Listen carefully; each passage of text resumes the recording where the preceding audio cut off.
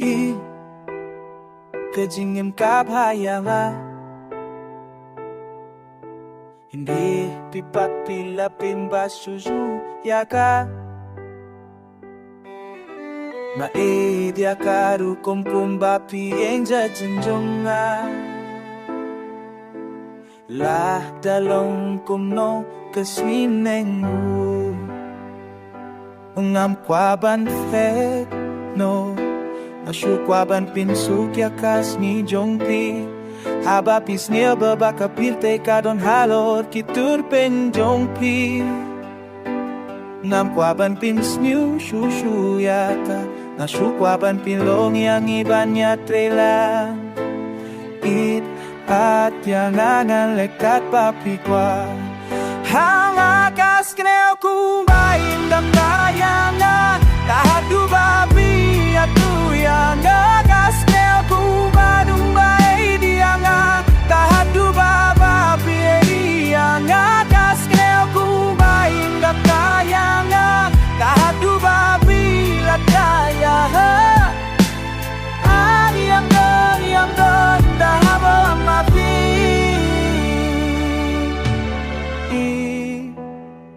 Nashikin tinjong piminta nalakini piti kaye kabaduna tahadu ba filai olu pia baro kaba pidongkam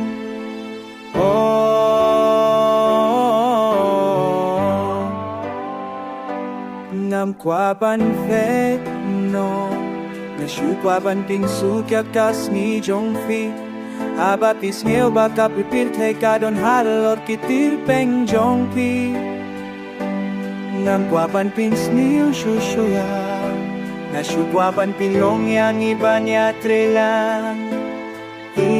yat yang ngalikat papikwa hanga kas ngel kumba pinan batu yang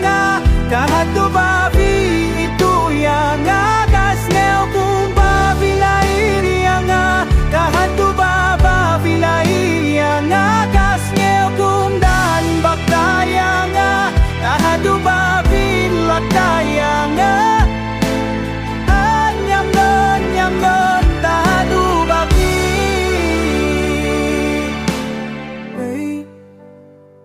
kalabiang bantip ladangan pilay no yafi nganem long kumno nabangam jutaray bangan skill yaki kibaro kiba pilapin siyo yanga am siyam lawat yano lay tang yafi